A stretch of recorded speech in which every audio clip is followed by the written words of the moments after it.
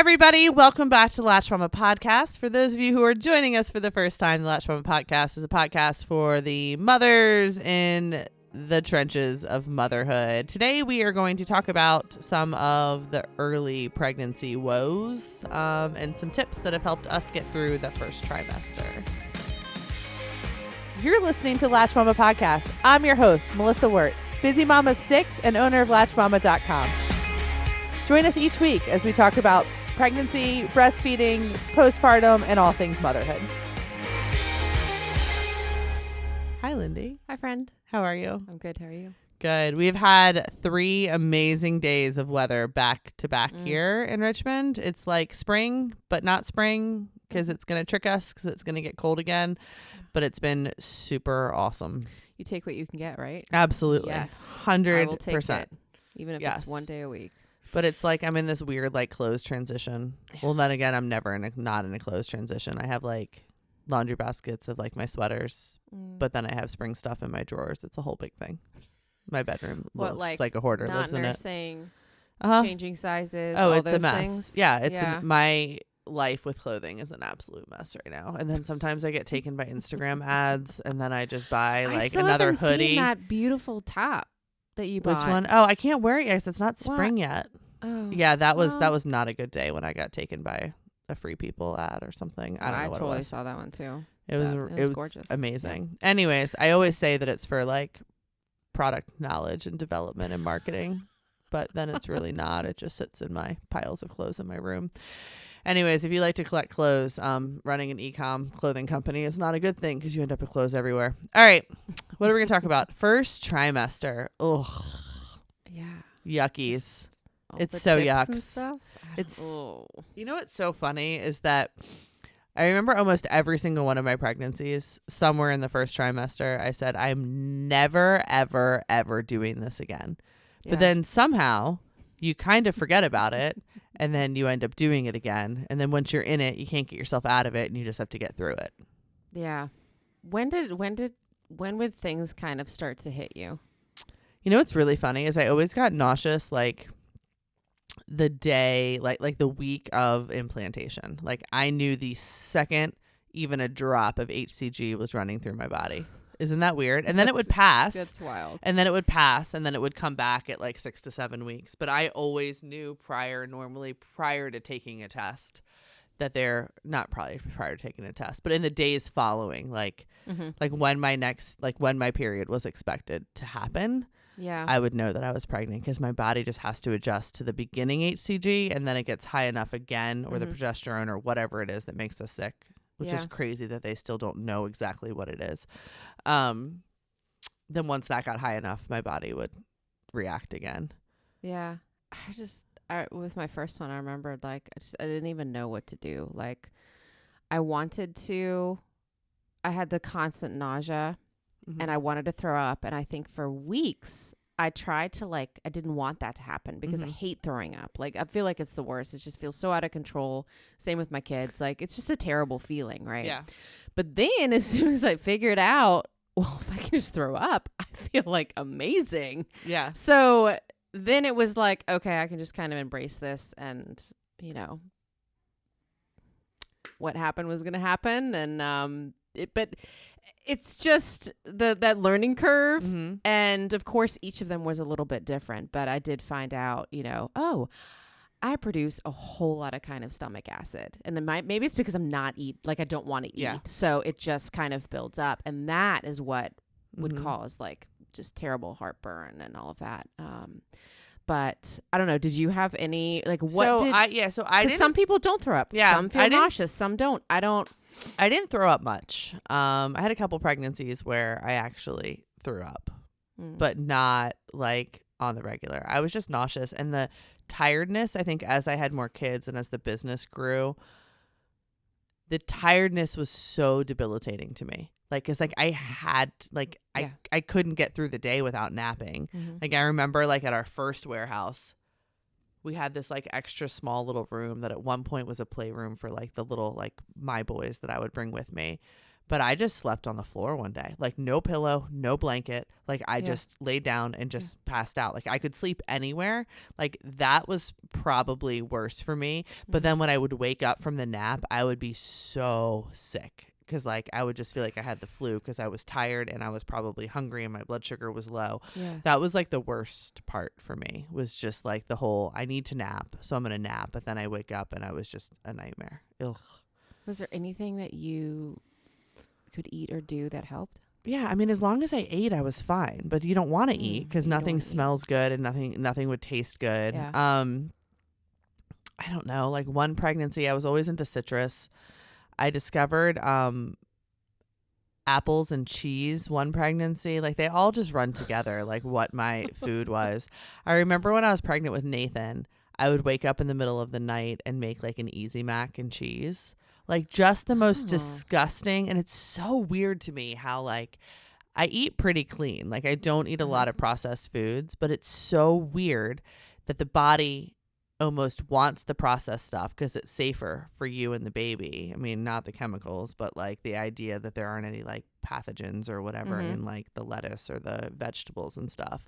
But like my body just wanted processed food. Give me all the potato chips, all like the Easy Mac. Eric used to make me grilled cheese sandwiches in the middle of the night, which was like really sweet and endearing. Yeah, I don't know. Yeah, with Lennox, I got either Matt made me like an egg sandwich. So it was something, it was like an English muffin and then an egg. And I don't know if it was the protein. It was that. And then I got a chocolate milk at Wawa every morning. And I don't know if it was like the milk coating my stomach.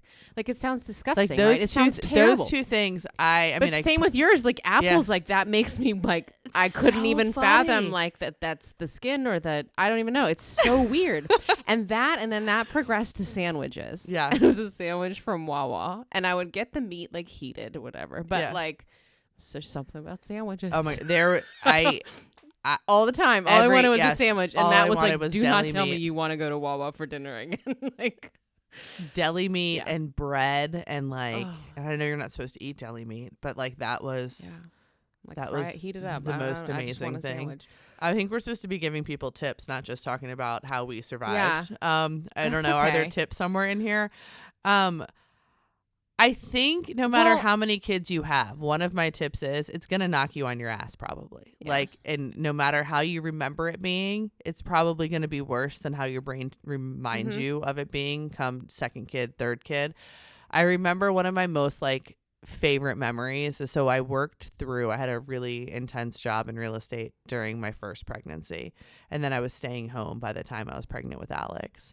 And Nathan was just intense and hard, but he was still napping every day. So I would nap with Nathan every single day. He would nap in my arms in bed. And it was wonderful throughout the entire pregnancy until I had said baby. So I think that, making a baby, especially in those first few months, is so taxing on yourself and your body. I mean, just kind of let go of some of the other needs, especially when you're going from one baby to two babies or whatever. Don't clean the house when your other one is napping. Go sleep, Don't worry if you're eating mac and cheese and chicken nuggets for dinner because it's actually what you want, not what your kid wants. Eat it. Yeah. Yeah. And I think I say that, I think where I was trying to get is I realized protein really helped me. Yep. And I realized that I struggled with the stomach acid. So bread. And I remember with my twins, I would carry around a loaf of cinnamon raisin bread. It's all I could stomach. It's all I wanted to eat. It was that. And then the other thing that helped me, if we're on the topic of food and drink, was ginger beer. And I think it was the ginger combined with the carbonation that really helped me. And then if people are struggling with nausea, I had a lot of success with the C-bands with my twins. It at least kept me from not like, because it wasn't just the nausea, like I felt like I was going to fall over. And that helped me a little bit there. So if anybody wanted to try some of those things. Just picture you with your big plastic bag of like Entenmann's like cinnamon raisin bread that you just had it in a bag. Like and you had said, a bag like in I your would lay on car the floor and and take a nap, and then I would somehow get myself to the kitchen to eat a slice Because you of had bread. 4 other kids. I had at the 4, time. and I really don't remember that time, and I don't know what they did, but I would lay on the carpet, and there's TV was on, and we were just trying to get through like 14 weeks. So, and it was my loaf of bread and my C-bands, and can't even imagine. yeah. So we had I guess I was pregnant with Catherine, so I was pregnant with number, what is she, 5, and we had wonderful woman named Rose who helped us with nanny stuff, but she also made dinner every night, which was like the coolest, most wonderful thing ever. But the problem is like all my previous pregnancies, I would make for dinner what I could like stomach and sounded okay, and I probably couldn't decide what that was until 4 or 5 p.m. and I would Instacart the stuff, or we would do takeout or something like that. But the problem with Sweet Rose making dinner every night is I had no idea what the smell was that I was going to walk into my house of, and it was all like normal stuff. But I remember one time I ended up on the front porch because I was like, I walked into the house, put one foot into the front door, and was like, oh my gosh, I can't even go into my own house. And so then I had to I sat on the front porch like literally until Eric got home from work. It was probably delicious. It was like sausage and peppers or like something. I mean, it was like, it was fine. It was great. It was delicious. She was so amazing to us, and it was great. But Eric literally came home and he's like, hey, hun, like the sun's setting. Like, whoa. Why are you outside? And I'm like, I can't do it. I was like, I need you to go inside and you should open every window and every door. I said, because I will literally vomit all over the house. But it's just so funny how like your body tolerates different smells and different things. And it wasn't all smells, but like if it was a food smell, it had to be the food smell that I needed it to be. Like I also learned like my first couple pregnancies that I couldn't put something in the crock pot in the morning and come home and expect myself to be able to eat it for dinner at night, because it would also smell and it wouldn't be the same thing that I'd want come dinner time. So bad. I told you about the story when I was working with the lady who brought the full fish with the eyeballs intact. Hold on, were you pregnant? Yes. With Lennox. So like no idea, brand new, like, feeling like absolutely terrible. Do I want to throw up? Do I not? And I went in to go and get my lunch, which was like a sandwich. And there she was sitting with a friend, and she had this full big fish. It's like 10, 12 inches long. Are you with kidding me? Eyeballs intact, skin, everything. And I went straight back out the door, right to the bathroom, and just lost it. Maybe just a note. Maybe don't bring a whole fish with eyeballs to an office kitchen.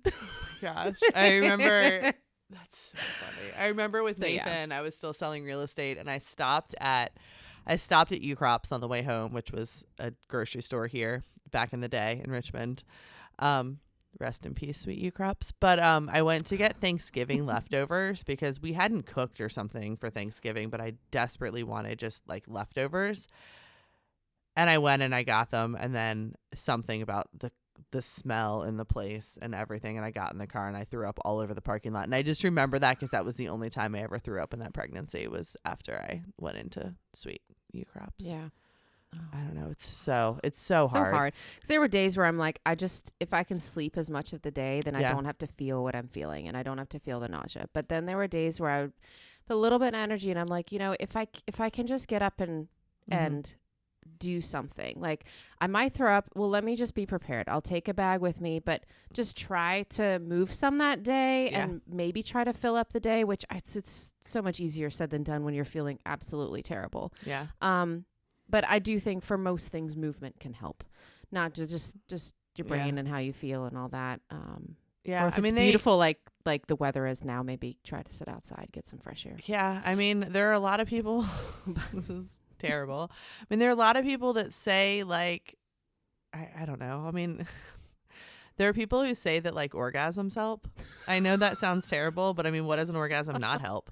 Well, I guess if you're at the end of your rope, try it. I mean, you've got the because energy. I was just thinking about how like when you move your body, it releases endorphins, some of the same stuff. There's also a link both ways to breastfeeding helping the nausea and breastfeeding not helping the nausea. Whenever you breastfeed or you create milk, you're probably going to lower your progesterone a little bit, and it's because they don't know what actually causes the nausea, whether it's the HCG or the I felt terrible. I think I felt terrible because I was still nursing Nels, and She was 18 months, and I was like right in the thick of it, like 10, 11 weeks. And it made me want to. Mm-hmm. It was terrible. It was terrible. For some people, Felt it helps so though, bad. which is really But interesting. Yeah, isn't that interesting? Yeah, it's just different for everybody. I always found that I was more nauseous when I was tired. So as I went through all of my different pregnancies, I would get more nauseous later in the day. So mine was less in the morning and more like come dinner time when I had to get dinner on the table or kids into bed or something like that.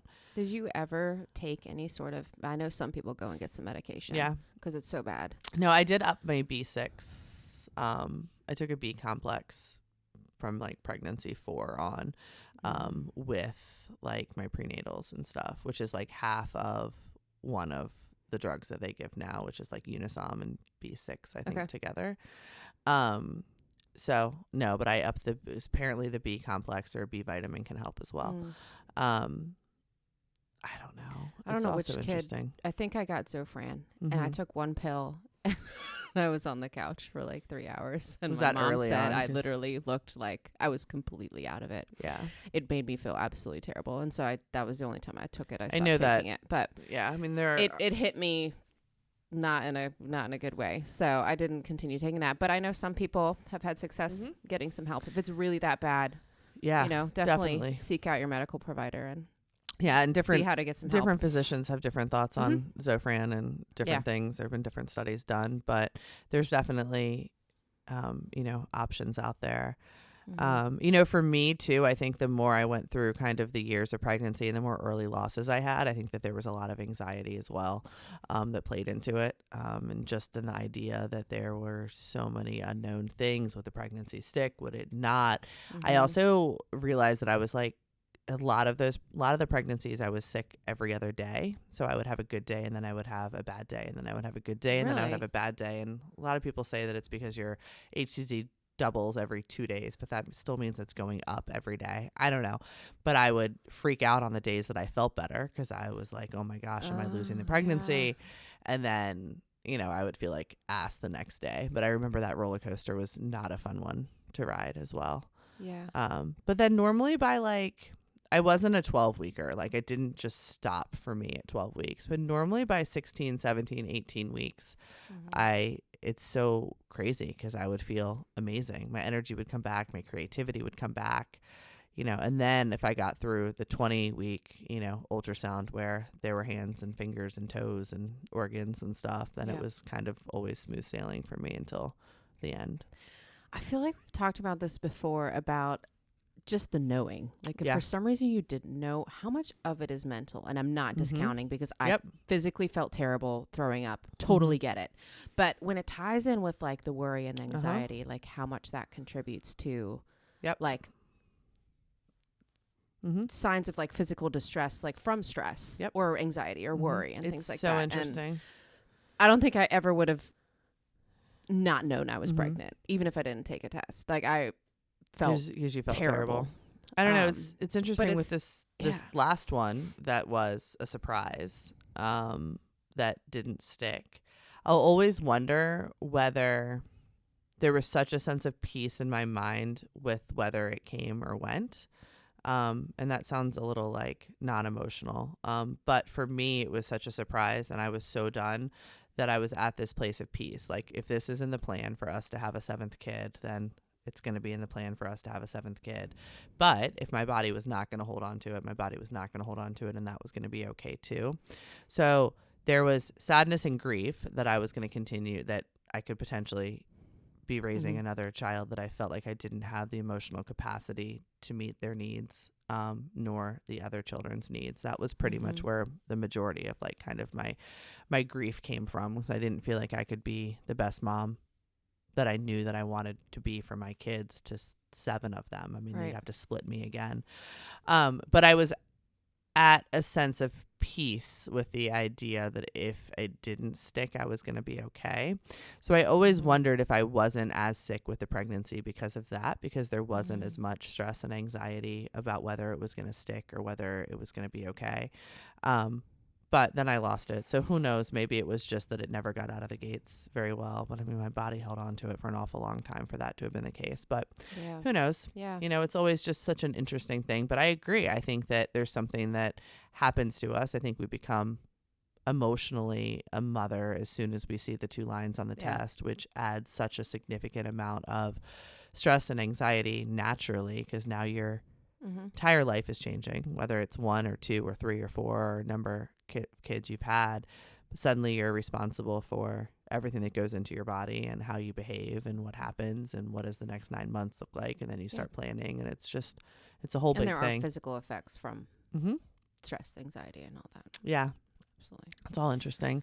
You know, I mean, I think that there are blog posts everywhere. There's everything you can read. There's studies, but I think at the end of the day, you know, you just need to, in my opinion, just do what feels right. Like if you eat potato chips for dinner, just take your prenatal and eat potato chips for dinner. Yeah. You know, I remember a friend of mine couldn't stomach their prenatal. So they figured out they could eat like total cereal with some raisins and like a Flintstone vitamin, and which Flintstone vitamins have a bunch of crap in them, but they realized that they could do that together, and it was the same as what they were getting from a prenatal, you know, like just, I think we can lessen some of the effects, not for the people who have like the severe effects, but I think we can maybe lessen some of the effects by, you know, truly coming to terms with what's happening and talk about some of the emotional aspects of what's happening inside of our body too, and take a nap and eat whatever you want. And if you have